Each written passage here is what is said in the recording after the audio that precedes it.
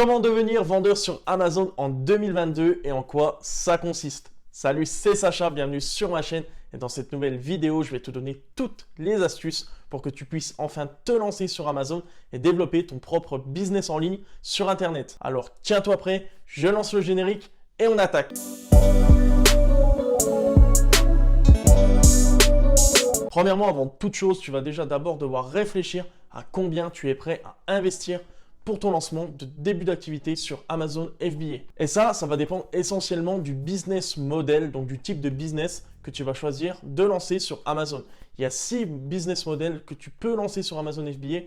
Je t'ai d'ailleurs fait une vidéo il y a quelques semaines sur le sujet que je te remets juste en haut à droite. Tu iras check ça si ça t'intéresse. Pour revenir au budget, il n'y a que toi qui peux connaître la réponse. Je ne peux pas te donner le budget que toi, tu dois lancer. Je peux juste te conseiller que selon moi, il faut un business au minimum de 4 000 € de capital pour vraiment pouvoir te lancer tranquillement sur Amazon avec bien sûr une stratégie de private label. Donc la private label, j'y reviendrai en fin de vidéo, t'expliquer qu'est-ce que c'est si tu es nouveau. Pourquoi je parle de 4 000 €? Tout simplement parce que je vais partir du principe que les 4 000 €, tu vas les diviser par deux. Les premiers 2 000 € vont te servir à passer ta première commande auprès de ton fournisseur, à payer aussi le shipping.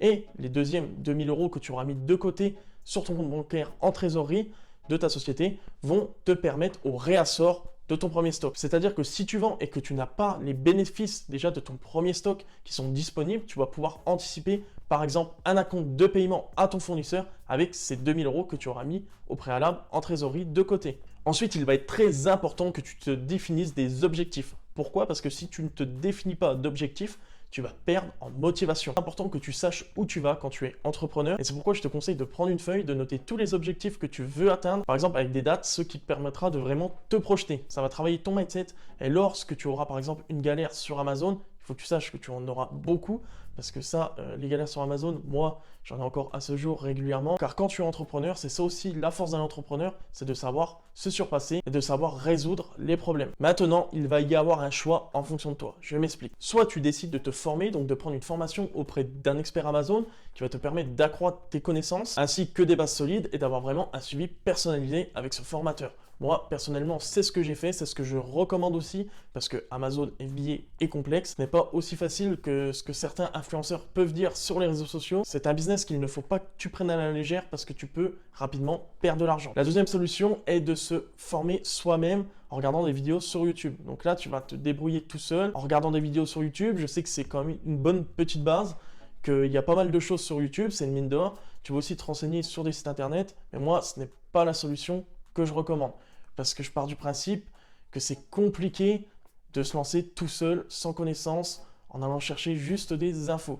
Alors bien sûr, tu ne vas pas payer, comparé à une formation souvent qui vaut dans les 1 000 €, une formation payante, mais tu n'auras pas autant de base que si tu suivais une formation. Donc si tu es intéressé par une formation de vente sur Amazon, à apprendre comment vendre, sache que j'ai une formation que j'ai mis en lien en description, tu pourras aller voir ça si ça t'intéresse. Et si tu as des questions, tu peux directement me contacter par mail, n'hésite pas. Maintenant, qu'est-ce que tu vas devoir mettre en place? Je vais te simuler tout ça. Premièrement, tu vas devoir créer une entreprise. Donc tu peux créer une micro-entreprise comme moi, j'ai d'ailleurs fait une vidéo sur le sujet la semaine dernière, comment ouvrir une micro-entreprise en moins de 15 minutes. Tu pourras aller voir ça sur ma chaîne, je te remets la vidéo juste en haut à droite. Car si tu souhaites vendre sur Amazon en tant que professionnel, il te faut automatiquement une entreprise. Moi, je te recommande de débuter en micro-entreprise. Si tu es encore salarié à côté, c'est très bien et très facile. En termes de déclaration et fiscalité, c'est très simple car tu es imposé sur ton chiffre d'affaires au forfait. Tu vas payer 13% de charges et d'imposition sur ton chiffre d'affaires. Deuxièmement, tu vas devoir créer un compte bancaire professionnel au nom de ta société, ce qui va permettre à ta société de faire des paiements à des tiers ou même de recevoir des versements de la part d'Amazon. Donc pour ça, il y a plein de banques qui le proposent. Moi, je te recommande Boursorama, Konto, Wise pour les paiements internationaux. Ça, tu iras voir, c'est toi qui choisiras. Troisièmement, je le mets dedans parce que je parle bien sûr de ma stratégie, c'est de déposer une marque à l'INPI. L'INPI, si tu ne sais pas ce que c'est l'Institut National des Propriétés Intellectuelles. Donc, je te le mets à ce moment parce qu'il faut anticiper la demande car ça met au moins 6 mois pour que ta marque soit vraiment enregistrée. Donc fais-le au début parce que sinon tu vas perdre du temps à attendre que ta marque soit enregistrée pour pouvoir l'enregistrer sur Amazon Brand Registry. Le Private Label, c'est une stratégie, comme je l'avais expliqué dans d'autres vidéos, qui te permet de déposer ta marque sur ton produit et le fait que ta marque soit enregistrée dans des organismes, ça permet qu'elle soit sécurisée. Donc ton produit sera sécurisé, tu ne pourras pas avoir d'hijacker ou d'autres vendeurs qui se greffent sur ta fiche produit et aussi tu crées un réel actif. Si tu fais par exemple des 100, 200, 300, 400, 500 000 euros de chiffre d'affaires et que ta marque commence à prendre de la valeur, lors de la revente, tu auras créé un actif autour de cette marque. Après, enfin, tu pourras créer seulement ton compte pro Amazon, donc le seller central. Là, tu auras mis vraiment le pied dans l'étrier. Attention, c'est payant, c'est 46 € hors taxe, bien hors taxe, donc TTC, par mois. Donc, tu devras t'acquitter de cette charge tous les mois. Parallèle de tout ça, tu auras du boulot parce qu'il faudra, en même temps que tu ailles fait toutes ces procédures, bien sûr, trouver une idée produit avec l'aide de logiciels, notamment Helium 10, Jungle Scout. Tu auras aussi, bien sûr, en amont, commandé un échantillon que tu auras fait tester à tes proches, tes amis.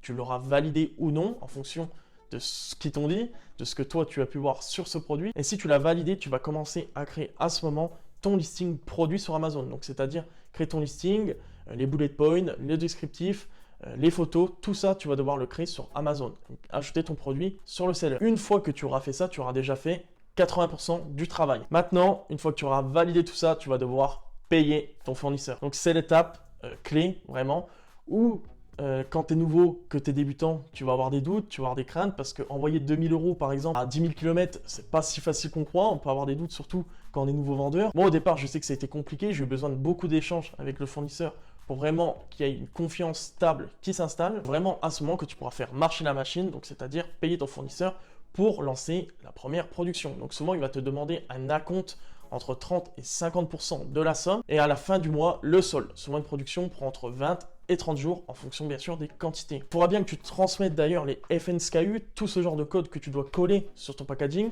Bien sûr, faire attention au marquage CE, ce genre de choses. Ça, tu le verras bien sûr en formation. Après, une fois que ta production sera terminée, tu vas devoir payer ton transitaire. Donc le forwarder, c'est vraiment la dernière étape entre le fournisseur et toi. Donc une fois payé, tu choisiras en fonction de ton analyse le moyen de transport que tu utilises, si tu utilises le bateau, l'avion ou le train, en fonction aussi du calcul de ta rentabilité, de quoi tu peux te permettre, et tu auras le choix si tu veux faire directement livrer chez toi ou dans les entrepôts d'Amazon. Alors moi, ce que je recommande si tu es débutant, c'est de faire livrer ton premier stock chez toi, pour faire un stock tampon et pour vérifier la bonne conformité du produit ainsi que le packaging, si vraiment tout est bon à l'intérieur du carton. Parce que vu que tu n'as jamais travaillé avec ce fournisseur, jamais non plus avec cet importateur, la confiance n'exclut pas le contrôle, et moi je te conseille vivement de faire un stock tampon chez toi avant d'envoyer chez Amazon. Maintenant, admettons que tout est bon, tu as reçu les produits chez toi, tu les as envoyés dans les entrepôts d'Amazon, ça prend souvent une dizaine de jours avant que les produits soient disponibles à la vente sur le marketplace. Il ne te restera plus qu'une seule chose à faire: regarder les ventes depuis ton téléphone. Tu vois, sur le papier, ça peut paraître simple, mais c'est plus complexe